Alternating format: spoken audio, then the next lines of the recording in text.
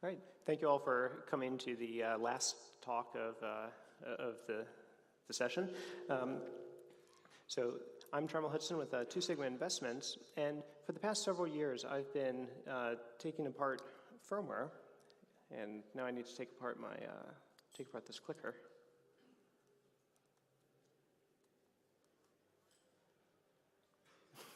All right, so I've been working on firmware security research. 2 years ago, I presented at CCC Thunderstrike, which was the first firmware rootkit for MacBooks that allowed an attacker to overwrite the motherboard boot firmware via a Thunderbolt device. A year after that, I teamed up with Zeno and Corey from Legbocore, and we ported a bunch of their UEFI vulnerabilities over to Apple's EFI firmware, and were able to show that common code base allowed vulnerabilities to be portable between different systems. But my real passion isn't just breaking things, it's taking them apart, understanding how they work, and then building systems, open systems, that people can extend and use for what they want to do. And that's why I'm really excited to be talking to you today about Heads, which is an open source firmware for commodity laptops and servers. The name is sort of a play on Tails, which is great if you want to have a system where you have no state and there's nothing logged on it. Heads is sort of the opposite of that. It's when you want to preserve the state and you want to have some guarantees of the integrity of the system. So let's back up for just a quick minute and talk about why is firmware security so important. And the Intel Advanced Threat Research has given a bunch of great talks showing what can firmware vulnerabilities do or firmware malware do. It controls the system from that very first instruction when it starts up, which allows it to infect the OS or the hypervisor. It can bypass pretty much any sort of security scanning. It can hide an SMM. It's in a very, very powerful position for persistence. And some vendors are even using this to ensure that your computers always have their bloatware installed. So even if you do a clean install, it reinstalls itself into the OS. We also know that nation states are taking advantage of these sorts of things, and that they're buying vulnerabilities from exploit vendors who are selling them rootkits and things to run in the firmware.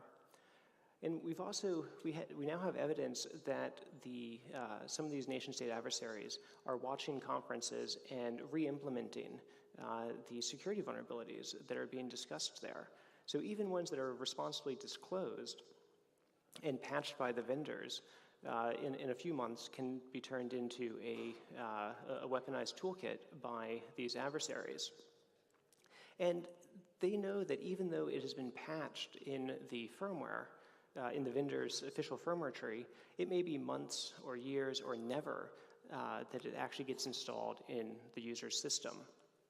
And one of the reasons for that is there are 4 or 5 companies between Intel's reference UEFI implementation, the EDK2 tree, and a user's machine. There are independent BIOS vendors, there are device manufacturers, there are OEMs, and there are value-added resellers, all of whom have to coordinate patches and QA to actually get something out there.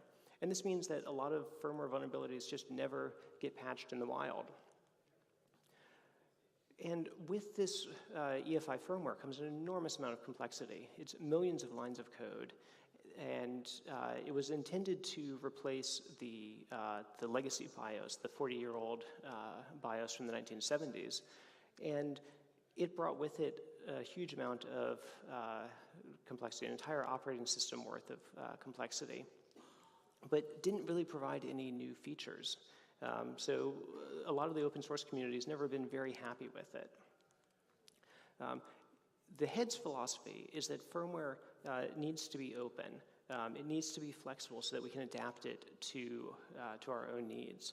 It needs to be something that is well tested and understood. Building on something like Linux makes that possible, where we use Linux for all of our other tasks. We should use it in our firmware as well. And for the security, it needs to be built reproducibly, and it needs to be measured during the boot process so that we can have cryptographic guarantees that what we are running is what we think we have built. So Heads is built with two major components, the core boot free firmware, and then the Linux kernel that lives in the ROM on the motherboard. And then surrounding that is a lot of security research that the wider community is doing, and we're able to incorporate into the firmware. Using Linux in the ROM is not a new idea. It goes back to the mid-1990s. I was at Sandia National Labs, and we were building large-scale parallel machines, some of which were custom, tightly coupled, some of which were just clusters of Linux workstations. And on the clusters, we were really frustrated dealing with TFTP and trying to get these machines to boot over PXE. Our colleague Ron Minnick at Los Alamos had similar concerns, and he looked at what the BIOS was doing and realized that it was duplicating all of the initialization that Linux was doing. So he built a custom firmware for his cluster that just booted straight into Linux. And he called that Linux BIOS, because that's the logical name for it.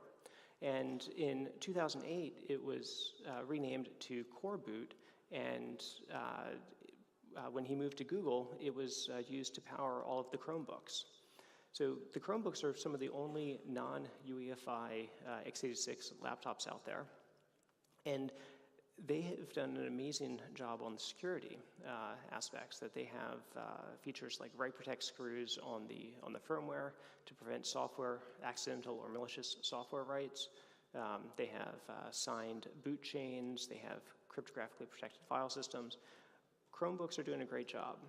Alex Stamos from Facebook said, unless you are a security expert, you should probably use in a Chromebook. But of course, we're security experts here, so we want to do this ourselves. We want to put Core Boot on our machines. Core Boot has 3 stages that it goes through. It has a very small boot block that initializes the TPM and does some measurements, and then prepares what's called cache as RAM mode. It then runs a ROM stage in that mode that is able to initialize DRAM and do some early chipset init. And it then sets up a few tables for what it finds and jumps into a payload. So unlike UEFI that has device drivers for your NIC and your hard drive controller and your video card and your USB, Core Boot is tiny. It's 1% the size of the UEFI executable. So the trusted computing base, the TCB, is much, much smaller. After it has done that initialization, it jumps into a payload, and it's relatively agnostic about the payload.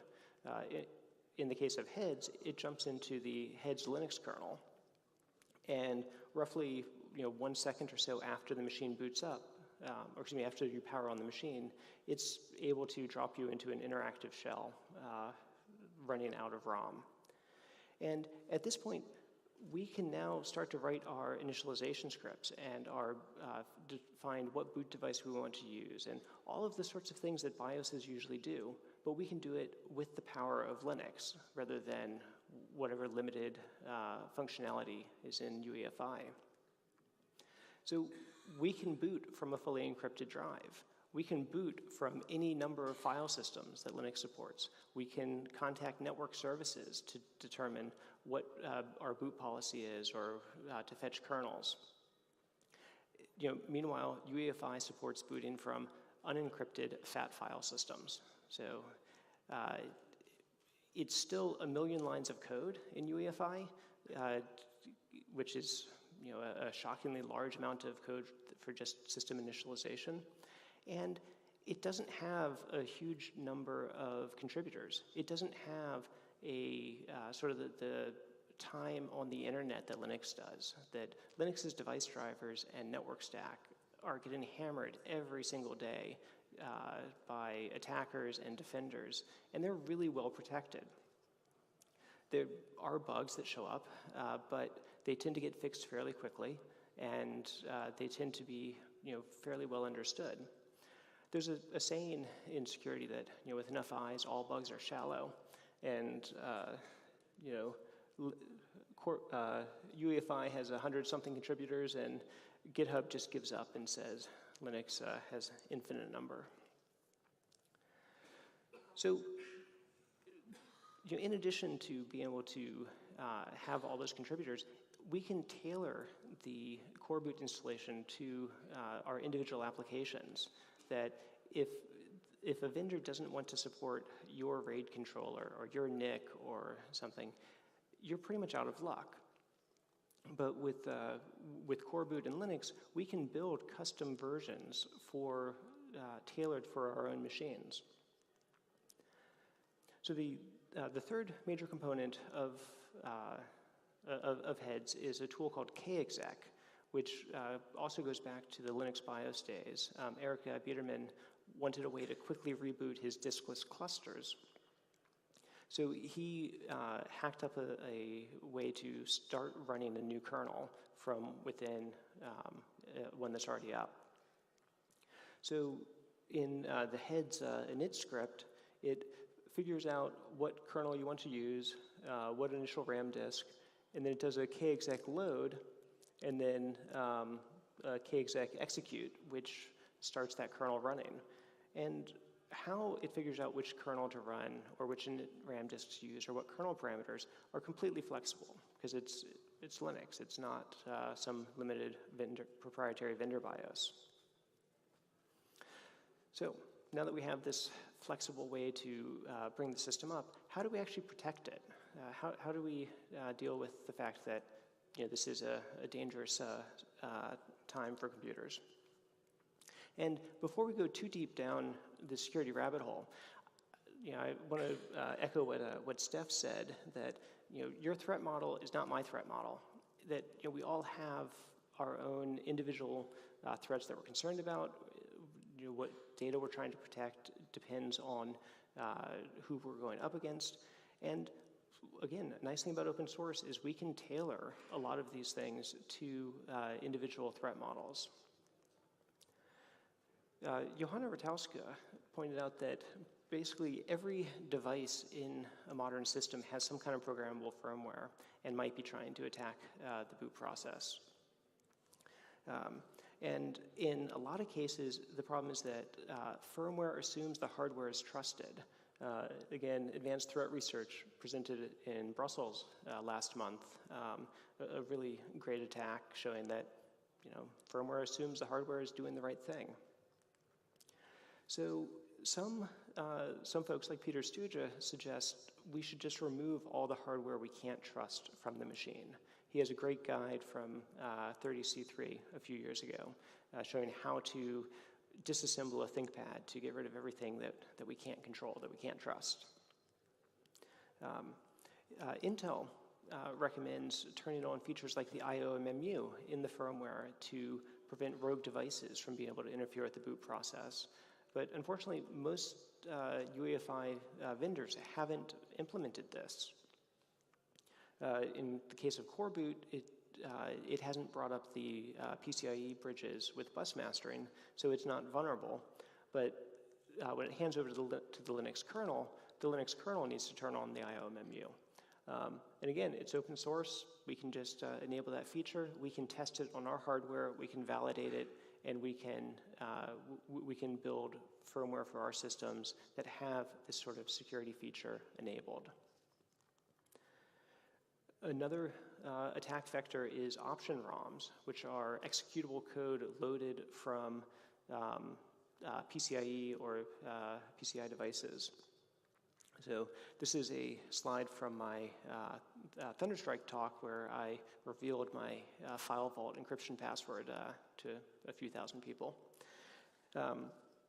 And as Zeno points out, this has been a problem since 2012 with Snare's talk, but it actually goes back even further. John Heisman complained about it in 2007 at Black Hat. He pointed out that option ROMs are basically an easy way to get persistence before the kernel starts. Again, with open source, we can choose whether or not we want to enable this sort of functionality. As the core boot config file says, if you're concerned about security, you probably want to turn this feature on. It might break some things. There's some devices perhaps you want to load an option ROM from, but you can validate it, you can test it, and you can decide if that security trade-off is worth it. And in general, you don't need option ROMs anymore. Once the Linux kernel is up and running, it uses its own internal drivers for all of these devices.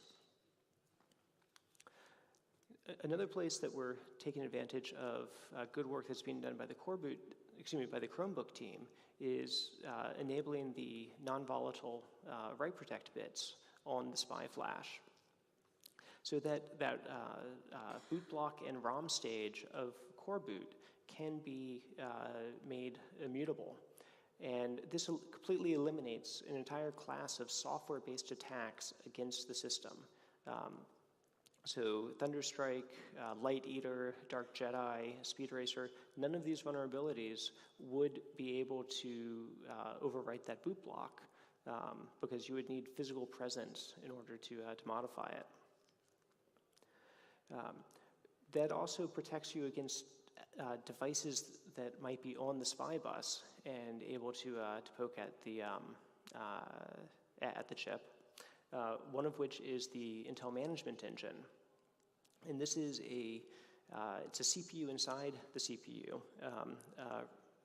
Rudolf Merrick called it a Matryoshka CPU, and it's running an opaque binary blob with access to main memory, to your keyboard and mouse, to your network, and it's even listening for packets when your computer is turned off. So the rootkit possibilities inside that management engine are really quite concerning. So I did a bunch of research in how to try to disable it and published some findings that were turned into the ME cleaner script that can take the management engine firmware and remove pretty much all of the rootkit functions and leave just enough functionality to boot the system. This also frees up an additional 5 megabytes of space in the SPI flash for the heads payload.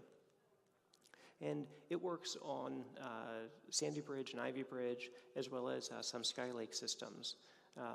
Although on the Skylake, there's some interaction with BootGuard that still needs some further research. Okay, so we have a flexible way to boot the system and get it up and running, and we hopefully are reasonably protected against these hardware attacks. We still need to worry about how do we protect the secrets, the disk encryption keys and things like that. So Heads takes extensive advantage of the TPM, the Trusted Platform Module. And it's a cryptographic coprocessor that has really not been well received by the open source community because of its association with the Trusted Computing Group and Microsoft and DRM. And that's because when it's used in those systems, you don't control the firmware, that the root of trust is in someone else, not in your own code. But in a core boot and heads system, we control what is being measured and we control that root of trust. The TPM by itself doesn't actually do direct validation of things. It has registers called PCRs that only support an operation called extend. And what the extend operation does is it takes the current value of the register, the hash of some block of code or data, concatenates those together, and then hashes them, and that becomes the new value of the register. So it doesn't directly tell you what has been run, but it allows you to cryptographically verify what that chain of extensions has been. And if the boot block, the immutable boot block that we talked about earlier, does an initial measurement of itself and then measures the ROM stage, and then the ROM stage measures the RAM stage, and the RAM stage measures the payload. At that point, we can compute what that value should be in the PCR. The other operation the TPM supports is sealing keys into it, and it will only unseal the key if the PCRs match. So this means that the same code has to be executed doing those measurements in order for the TPM to reveal that secret key.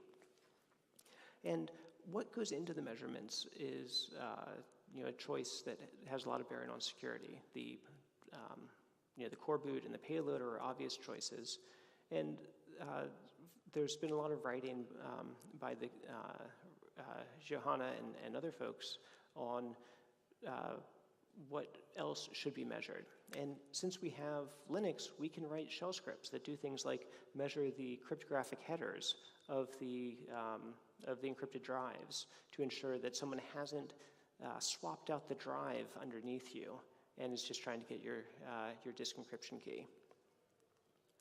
If we go back to that unsealing operation, it also takes a password to do the decryption. And one concern is, how do you know that you're typing your password into a trusted system? That someone might have modified the firmware along the way, and now it's just giving you what looks like a valid prompt. Some things like the anti-evil maid toolkit use the PCRs to seal a secret message that they display to you when, if and only if the PCRs match. The problem is that that's pretty easy to replay. That if they can get the contents of that message, an attacker could just have the firmware display that to you. So Matthew Garrett presented a really neat idea of using the Google Authenticator, the D2T system. So rather than having the firmware display a message, it has the keys. There we go. It has the computer take that secret and apply the D2T algorithm to it along with the current time, and it generates this code, this one-time code that's valid for 30 seconds. And the user of the computer can then verify on their phone that that same code is being generated. This means that an evil maid attacker would have to be somehow proxying between the machine with your TPM and the thing that they're trying to get you to log into. So it becomes a much, much more difficult job for an attacker to subvert. And since we have a full Linux install, we can actually implement Matthew Garrett's idea as a very simple shell script that it reads reads the sealed blob from the TPM's NVRAM. It unseals it, which the TPM will only do if and only if the PCRs match, meaning the firmware is unmodified. And then it uses the D2T program to compute the current hash of the current time and that secret. So there's another saying that about folks. There are two types of people who use encrypted data: those who have lost the passphrases and those who will. And the TPM adds yet another way for you to lose your disk encryption key. Because it's now tied to that specific piece of hardware and the specific firmware install, it's possible that you might lose access to the key. You might also want to, say, move the drive to another computer and be able to decrypt it there for recovery. So Heads takes the disk encryption key and splits it into an arbitrary number of secret shares, and you then need to have some number of these to recover the secret. So you can put one in a safety deposit box, you can give one to a friend, you can put one in your password manager, and unless someone can acquire 3 of them or 4 of them or whatever threshold you come up with, they can't decrypt your drive. So the Heads firmware has a Shamir secret sharing program that will do that split for you, and then it can generate QR codes to make it easy to distribute the secrets around. Excuse me, distribute the shares around. Another thing that Heads makes use of are hardware tokens like YubiKeys, and these are great because you don't need to. It allows you to not have your PGP secret key stored on the disk anywhere. And we use it for validating the check-ins on the GitHub tree, but it's also then used during boot up, that the hypervisor, the kernel, and the initial RAM disk are validated against the user's PGP signature. With the Heads build, we don't put our keys into the ROM. The users generate their own keys, and that's what goes into the ROM image. Because we want the users to be able to control their own machines. We want you to be able to sign your own firmware, as well as sign your own operating system installs. Again, we have shell scripts, so we can implement this startup as a fairly simple shell script that does these checks. One concern, though, is that once you have a valid signature for an older version of the software, an attacker might try to roll back and get you to run a vulnerable version of the kernel or the hypervisor. So we use a third TPM feature, which is the TPM counters, to be able to sign the current counter version. And the counters can't be reset. They only increment. So this prevents any sort of rollback attack from someone who's able to image your drive and bring it in to your machine. And again, a lot of these threats are pretty esoteric. They're not necessarily the run-of-the-mill threats that everyone expects to encounter. But if we can implement these sort of protections in the firmware, it helps make the whole ecosystem safer. Another place where we're trying to learn from what other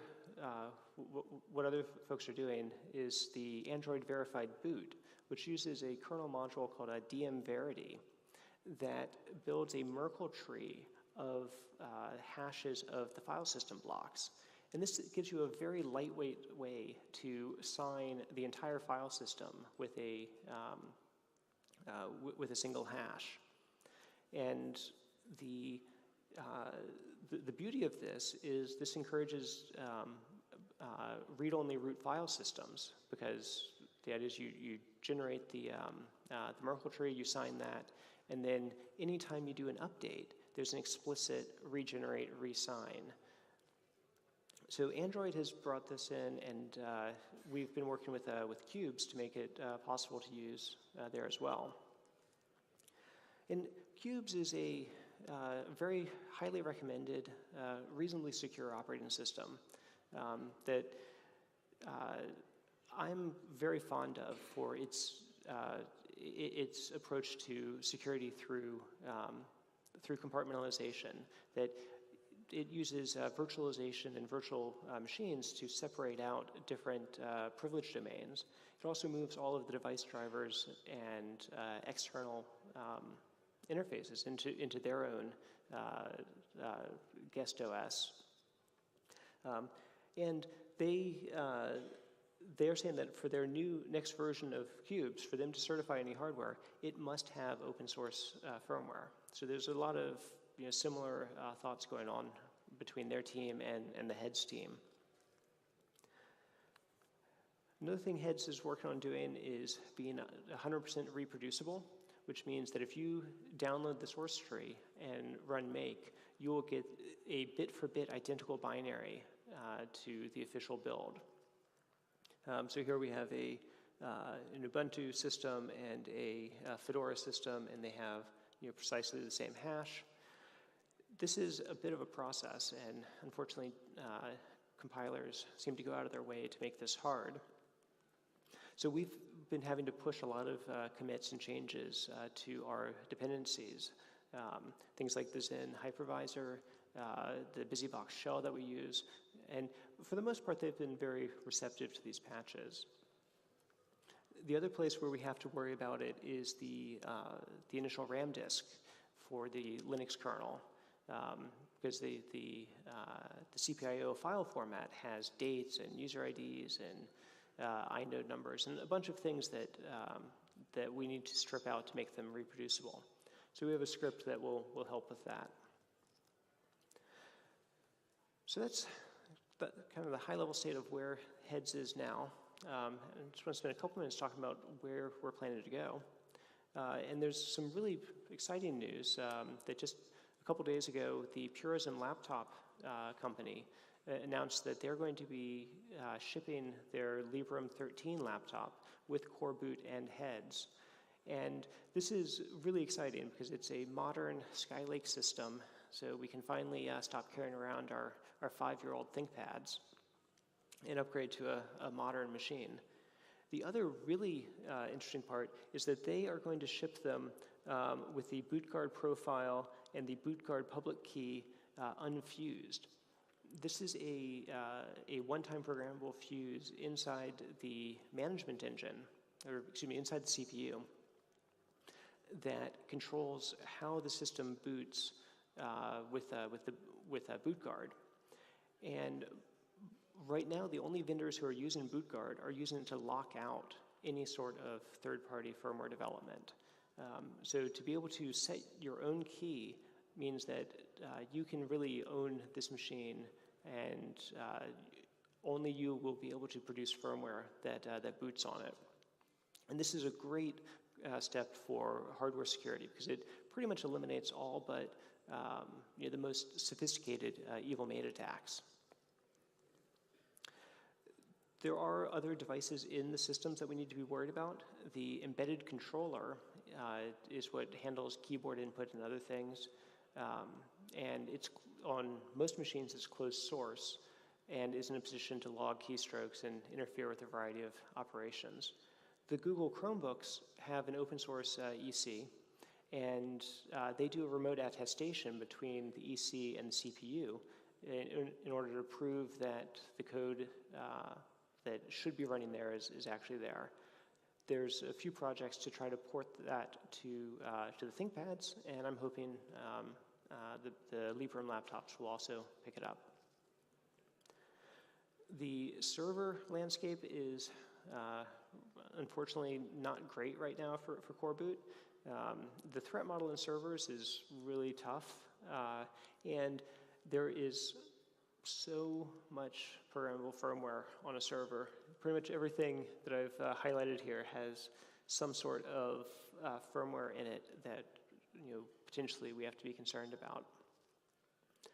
There are some groups like Facebook and the Open Compute Project that are trying to tackle some of that. The Yosemite servers from Open Compute have in the BMC here run software from Facebook called OpenBMC that is open source board management controller, and they've moved the hardware root of trust into there, and that's a really exciting place to put to move that root of trust, because in this case it controls 4 separate compute nodes. I'm hoping that Heads will be useful there. We're also collaborating with the Mass Open Cloud project, which is looking at doing bare metal cloud hosting, which is sort of a scary thing when you imagine, what could a previous tenant have left as a surprise for a future tenant inside the system firmware. So they have a TPM-based remote attestation framework called Keylime that they've been working on. And we had a hackathon 2 weeks ago where they were able to integrate Keylime into Heads, have Heads boot their systems, fetch kernels over the network, and hopefully ensure that there were no surprises left in the firmware from previous tenants. There are, of course, plenty of open issues on the GitHub tree, and it is open source.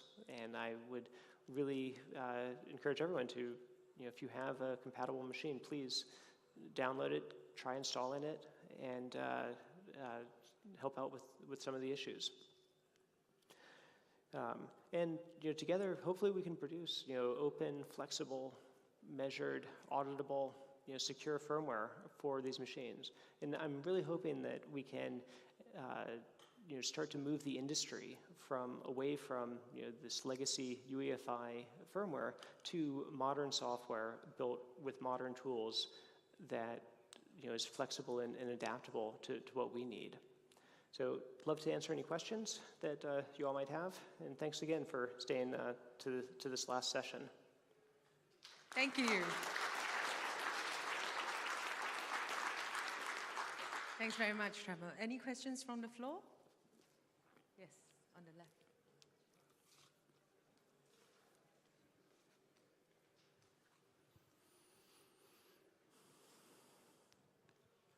Thank you for your talk. I want to ask a question about the TPM TOTP mechanism. So how does it reinforce the boot chain if you still don't have a hardware root of trust that gets executed by the hardware before the firmware is loaded? So I mean, the Arroggio firmware can supply the same hash as input to the TPM. So the question is, how does the TPM provide the hardware root of trust?